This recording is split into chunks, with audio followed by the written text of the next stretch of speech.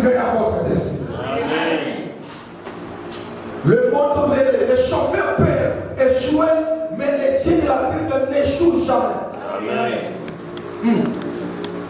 Parce que lui, il les maîtrise dans toutes les matières. N'est-ce pas? Parce qu'un chauffeur peut faire l'erreur. Au lieu de freiner, il peut accélérer. Mais Dieu sait là où se trouve l'accélérateur et le frein. Il ne fera jamais cette erreur avec vous. Je déclare, si votre vie vous arriverez à votre destinée. Amen. Donc tu dis pas, mais motivez-moi, vous arriverez à votre destinée. Amen. La première exigence de la destinée, écrit.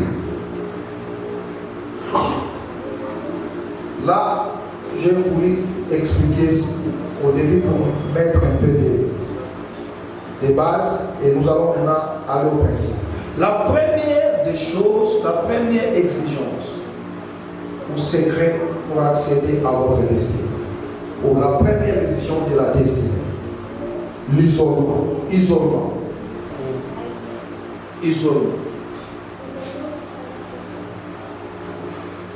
Chaque personne appelée à accomplir quelque chose dans la vie, Dieu a toujours les méthodes de l'isoler. Dieu ne peut jamais te connecter à ta destinée sans premièrement t'amener dans les corps d'isolement. Dieu va t'amener dans le parcours de la destinée. Il arrive que tu es isolé de tout et de tous. Même des personnes auxquelles tu comptais, il arrive des moments auxquels il te laisse seul. Il y a des moments auxquels Dieu retire même la facilité financière. Il t'isole des finances, des matériels et tu restes seul. C'est ce que David a vécu. Seul.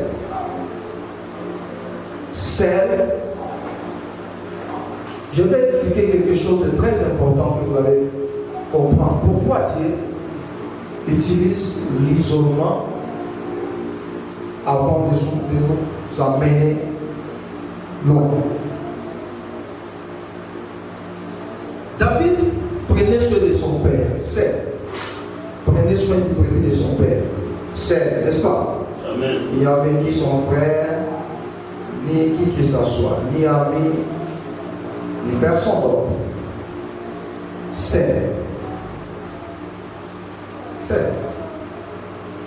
Il y a des moments comme ça où Dieu peut permettre que tu sois au milieu des gens, mais cela est arrivé avec le prophète.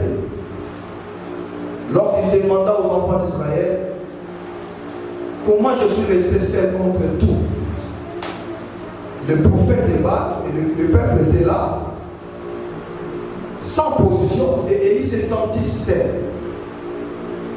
dans l'isolement. Ton isolement peut être l'idéologie, quelque chose que tu crois à cela, qui peut être vrai, mais personne n'est prêt à te soutenir ou à être d'accord avec toi. Dieu peut amener dans cette dimension-là pour t'affermir, pour te donner un grand cœur. Parce que toute personne qui est appelée à accomplir une très grande destinée, il est censé de passer par l'école de l'isolement. C'est là où Dieu est en train de former votre caractère, de forger votre caractère. Parce que c'est tout ce que vous allez devenir demain dépend de la manière auquel Dieu vous a formé dans le passé. Et tout celui qui a échappé l'école de l'isolement, même s'il arrive, il peut arriver de toute façon. Parce qu'il y a aussi des gens qui arrivent dans leur destinée parce qu'ils ont fabriqué. De toute façon, quelqu'un peut arriver. Mais si c'est Dieu qui veut te faire arriver, tu es obligé de passer par l'école d'isolement. avec Dieu, tu n'échapperas jamais. Oh, tu as fabriqué ton parcours. Mais si c'est Dieu qui te conduit, sache-le que tu ne passeras pas les autres. Est-ce que quelqu'un me comprend? Amen. On va lire dans le livre de 1 Roi chapitre 19 au verset 1 à 8.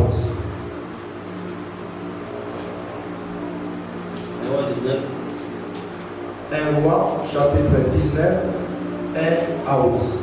Bon, écrivons, moi je vais expliquer pour ne pas perdre beaucoup de temps. Vous allez écrire et moi j'explique. Dès que vous arriverez dans votre maison, vous pouvez vérifier.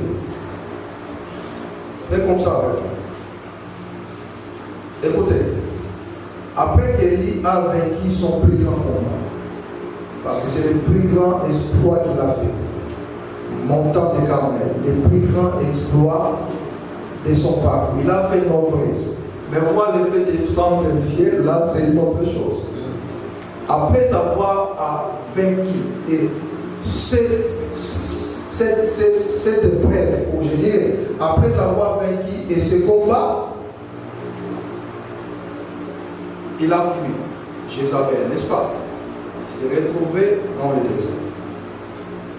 Dans le désert. Moi, si je peux faire une autre parenthèse, je dirais qu'Élie avait raison de fuir.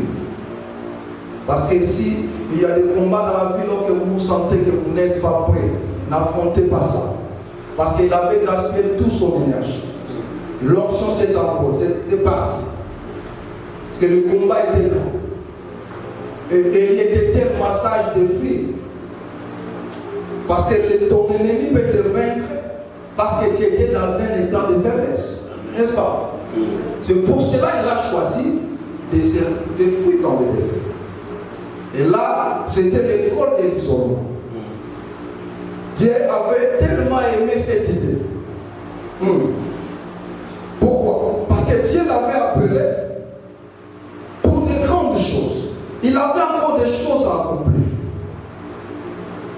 Là, quand je parle de ces choses, je peux parler de deux sortes d'isolement. Il y a l'isolement que Dieu lui-même amène quelqu'un, et il y a aussi des isolements que toi-même, dans le parcours de sa destinée, il faut provoquer ça. Il y a des moments où il faut se retirer seul pour chercher Dieu. Il y a des moments où il faut se retirer seul pour écouter Dieu. Et celle-ci, c'est ce qu'Élie avait fait. Ce n'est pas Dieu qui le conduisait comme Dieu l'a fait une fois avec Jésus. Parce que la Bible dit que Dieu, c'est l'Esprit Saint qui a conduit Jésus dans le désert. Mais Élie, ce n'était pas le Saint-Esprit lui-même. Il s'est senti faible. Il a choisi la voie de l'isolement. Regarde quelqu'un à ton côté, dis-lui, il y a des fois, il faut choisir la voie de l'isolement. Dis-lui, des fois, il faut se réfléchir. Ah, on est Loba bien motivé dans la terre. Motivé dans l'enseignement. Loba. Yes. Loba m'a cassé. Des fois, dans la vie, il faut qu'on s'isole. Il faut s'isoler. Loba après la passe que tous allons ma casse chaque fois. Écoutez, lorsqu'il arriva dans le désert, qu'est-ce qu'il pensait? C'est fini pour vous. Je vais mourir ici. Il dormait. Mais ce que j'ai appris chez lui, il a choisi un endroit hyper important mais dangereux dans le parcours de la destinée. Car il était dans le désert, mais il s'est allé s'asseoir sous un genêt. Les genêts, c'est une plante qui se trouve dans le désert, n'est-ce pas? Ce sont des plantes qui se trouvent dans le désert et parce que le désert est un endroit chaud, n'est-ce pas? Il y a tellement de soleil et des fois des plantes là qui se trouvent dans le désert. Les gens ont toujours l'habitude d'aller et c'est l'endroit qui s'est choisi. Genêt. Il reste ça. C'est ce que j'appelle un endroit de confort. Vous savez, des fois dans la vie, nous avons l'habitude de construire aussi des endroits de confort. N'est-ce pas? Dieu vous a appelé pour rester dans le désert. Vous avez peur du chaudière du désert. Vous avez créé votre zone de confort. C'est très dangereux. Il y a des gens qui sont dans le désert. Le désert que je parle ici, c'est l'endroit d'isolement. L'endroit que Dieu vous amène pour vous isoler.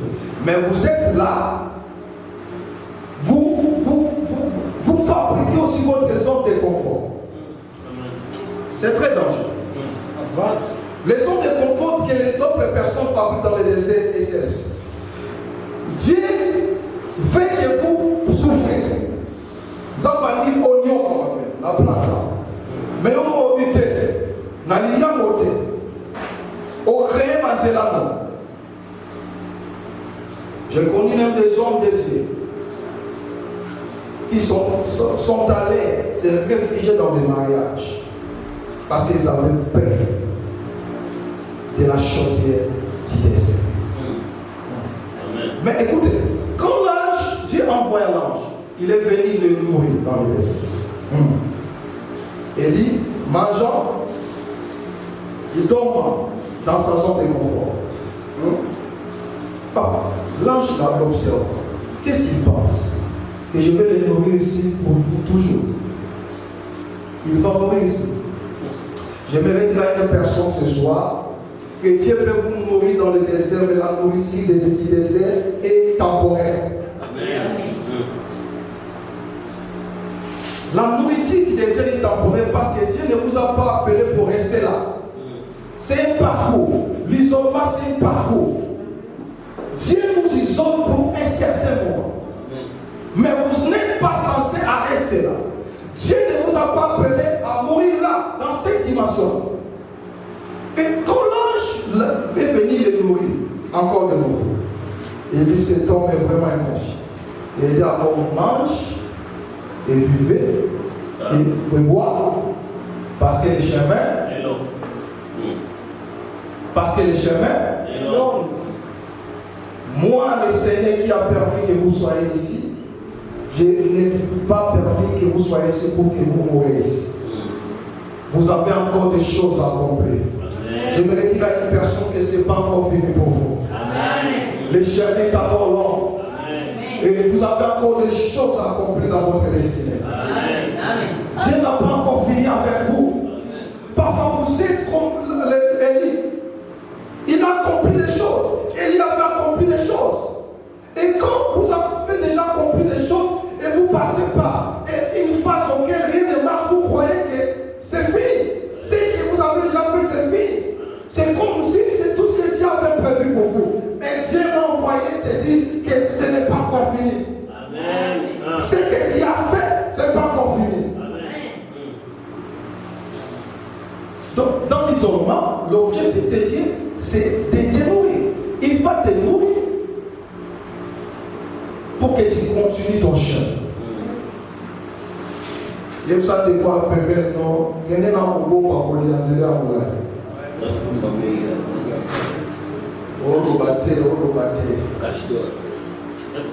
Il y a ça de quoi permettre, on va te cacher car les chemins sont longs. Dis avec lui que va manger car les chemins sont longs. Donc, le but de Dieu, en nous isolant, c'est pour restaurer notre force. Amen. Parce que quelqu'un a déjà senti cela, qu'il était faible, mais il s'est retiré. Et quand il a sorti de retraite, il a pris de force. Amen. Il a déjà observé ça. Et vous devez faire ça souvent. Que Dieu ne te prendra pas. Il y a des choses que Dieu nous impose. Dieu t'amène dans une zone auquel il t'isole de toutes choses et de toute personne. Mais il y a encore une autre dimension que toute personne qui est appelée à accomplir une très grande destinée, il doit prendre le temps de s'isoler. Et cela doit être répétitif. Amen. Amen. Donc, la première raison de l'isolement, afin que Dieu restaure la force, comme il a fait avec Élie. C'est pour cela que la Bible dit qu'après avoir mangé Élie, Il a pris la force de marcher 40 jours et 40 jours. Est-ce qu'il y a la nourriture qui peut donner, il y a la nourriture physique qui peut donner quelqu'un la force de marcher 40 jours? Là, c'était la nourriture divine. Amen. Oh, je prie que ce soit, si tu te sens épousé, que le Seigneur te donne la nourriture divine. Amen. Et tu aies la force de marcher sans se sentir fatigué. Amen. Comme Dieu l'a dit que ceux qui se confient en lui, il révèle leur force. Il prend la force, les enfants. Il court sans se sentir fatigué. Et je comprends cela que si c'est Dieu qui marche avec toi, vous n'allez jamais se sentir épuisé. Amen. Parce que lui-même, il s'en chargera chaque jour de te renouveler, de te donner la force, au moins que vous lui donnez la place de faire ça. Amen. Amen. Deuxième raison de l'isolement, c'est la préparation. Dieu va t'amener dans la zone d'isolement pour te préparer. Vous savez ce que j'ai appris avec le Seigneur. J'aime apprendre Dieu par la nature. C'est pour cela que mon enseignement et la plupart de mes enseignements c'est basé à la nature. Vous savez, en 2014, il y a eu les Coupes du Monde ici au Brésil. C'était en 2014, n'est-ce pas? Les Coupes du Monde que le Brésil a perdu 7 à 1 face à Allemagne. 14, n'est-ce pas? Ouais. Vous savez qu'est-ce qui a fait que l'équipe du Brésil puisse connaître cette humiliation? C'était quoi? Manque de... Oui, c'est ça. Le Brésil ne s'est pas bien préparé, n'est-ce pas? Parce que vous devez comprendre une chose. Des fois, vous croyez dans la vie que vous êtes préparé, mais non. Quand je dis que le Brésil n'était pas préparé, je ne dis pas qu'ils ne se sont pas préparés, mais ils ne sont pas préparés comme il fallait. Amen. Parce qu'ils devraient affronter une très grande compétition. Ah, dis à quelqu'un qui est à ton côté, ne sois pas pressé, tu as besoin d'être formé. Ne sois pas pressé, tu as besoin d'être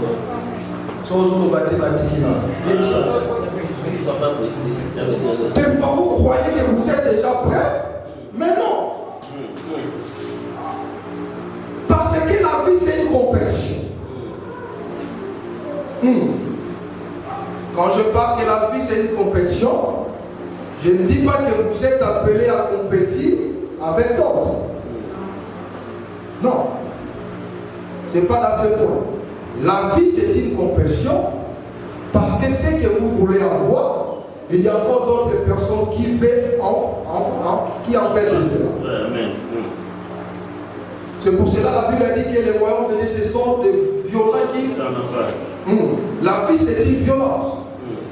Ne crois pas que ce que tu désires avoir, tu es le seul en le vouloir. C'est pour